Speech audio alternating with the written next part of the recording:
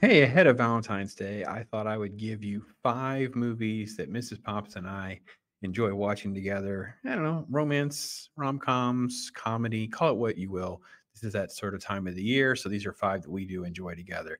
And it would be easy to go to the Old Faithful, right? Princess Bride, kind of the goat, the timeless classic that never gets old. It can be on when the kids are there, it can be on just the two of us. It's just something that we always enjoy watching. But there's some other movies that are kind of out there that I thought that we would be worth mentioning. So let me run down a few of the honorable mentions that don't make the list. I think Say Anything would kind of be on that list. It's a film that we do enjoy. It's a little heavier than some of the others, and it doesn't just make the regular rotations as much as you might expect, but we do really enjoy that one, of course. P.S. I Love You in that same category. It's like one that we do enjoy. It's very sappy, very sweet, but not always one that we watch regularly. Wedding Singer and Yesterday, both more musical driven. Wedding Singer, obviously, the Adam Sandler silliness has a lot more gags and silliness and goofiness in it. So that one kind of tends to lend itself towards that. Yesterday is more of a modern one. It's one of the few that's sort of in the last few years that we've actually enjoyed seeing when it came out, and we've actually enjoyed rewatching it. All right, with that said, other than Princess Bride, this is actually going to be our list. So, top of the list, sort of like the best of these types of films, is other than Princess Bride, is The Notebook. I think The Notebook is such a solid film. I think it's just an emotionally gripping and epic film for a journey through life with this like darker, heavier, emotionally impactful ending. And I think the best-selling novel by Nicholas Sparks is very well adapted. Ryan Gosling, of course, was kind of I don't know if that this is the film that made him famous, but it's definitely the one that kind of made the radar screen for a lot of folks like myself. And to this day, it's one that we do enjoy watching very regularly. But like I said, it's a little heavier, so it's probably one that I have to put on the list because I do hold it in such high regard. All right, let me get Serendipity out of the list because it's sort of like a Christmas movie, right? Mrs. Pops even has to admit that this contradicts her rules about what defines a Christmas movie because it has Christmas elements in the beginning and at the end, but not so much the rest of the film. It has a lot of Christmas songs in it and sort of the spirit of things because there's these big pivot moments that kind of go off of that. But for the most part, it's not really a heavily Christmas movie. It's like a fringe Christmas movie, but it's a super sweet, sappy rom com. John Cusack, Kate Beckinsale. We enjoy both of them and seeing them together with incredible charisma. Obviously, Jeremy Piven plays the best friend, is along for the journey and the ride. This film has just such a lot of sweet moments, a lot of fun gags and silliness. With obviously Eugene Levy has a great little role in it, things like that. Uh, is it a little overdone and a little yes, but you know what? That's kind of how some of these movies are. A lot of fun for us. We really do enjoy that one. All right, since we're talking about John Cusack, let me just throw another one up there because we do watch it a lot, and that would be Must Love Dogs. And this is really almost 100% because Mrs. Pops is this massive dog person, right? So this is one of those films that we just sort of kind of glommed on to when it came out. Diane Lane is super sweet and pretty and charming. Her with John Cusack is probably the biggest stretch in this film. I just doesn't always click for me. But at the same time, I felt like the cast as well.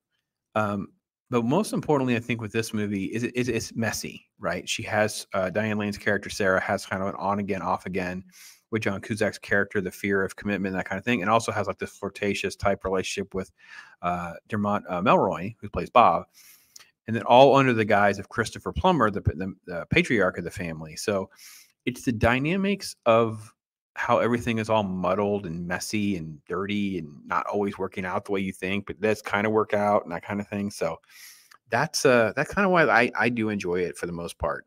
So yeah, that 2005. Hard to believe it's been that long. All right, we're down to our final two, and these two make the rotation. I would say 2 to 3 times a year, every year. It's kind of an old faithful for us to go back to these next two films. So, with that said, first up, we'll do is About Time. All right, About Time is probably one of the most underrated, sweet films of the last few years. It came out in 2013. Domhnall Gleeson and Rachel McAdams play the main characters, and he's born into a family that is able to time travel. So it has sort of a sci-fi weird element. The rules are there; they're muddy and messy. They're sort of explained, but not really explained. Bill Nye plays the dad, and he's like, explain, listen, the men in this family can do this. This is what we can do. And it ends up into this like romantic journey, and then reliving the past, reliving good moments and trying to avoid bad ones, navigating all of that. It's just a very underrated film, in my opinion. And we saw it when it first came out. Richard Curtis actually has done a lot of really good films that we've enjoyed watching and rewatching. I don't particularly rewatch Notting Hill or Love Actually, but I do enjoy Four Weddings and a Funeral. But this one for me kind of stands out because everything sort of like hits all the beats for me. Like I thought I've just always enjoyed it uh, on rewatches. It's just kind of like got all the elements of being sweet and whatever, and just being very solid, fun filled without getting myself all caught into mind caught into mind cobwebs trying to translate what the time travel rules are going to be. So, all right, and with that, probably our most watched and rewatched sort of rom com film, if you will, and that would be When Harry Met Sally. The Harry Met Sally is sort of a classic. I don't even know that there's a whole lot that I could say that would kind of do it justice. It is the ultimate of like the road from friendship to relationship. It is muddled. It is messy. It is sweet. It is funny. Obviously, there's great scenes and chemistry between Meg Ryan and Billy Crystal, some of which everybody kind of knows because it kind of transcended into like the normal lexicon of stuff. The fact that they both also come out of bad relationships and get back to themselves, I also think lends itself well to an easy way to kind of bond and really relate to a film like this. Mrs. Pops and I were friends for many years. I was the reluctant one to like, do I want to ruin my friendship with this woman by having, starting some sort of romantic relationship, things like that. So this film really has been a journey film for us for years. It's in the regular rotations, things like that. And I love so many elements of this. Carrie Fisher, Bruno Kirby, supporting elements in this movie just always have worked for me. Billy Crystal gets to really kind of showcase sort of like that foot in both. He has a foot in both levels. He's able to have a foot in comedic and drama skill sets. So I really do enjoy that. So that's kind of our list. Hopefully you guys have a great week. This is sort of like a surrogate for what's your story this week, but hopefully something that you've enjoyed. I appreciate your time and watching. Thank you so much. Add any of those suggestions and recommendations. Maybe there's some I've never seen before. I would love to see that. And talk to you guys later. I am Pops.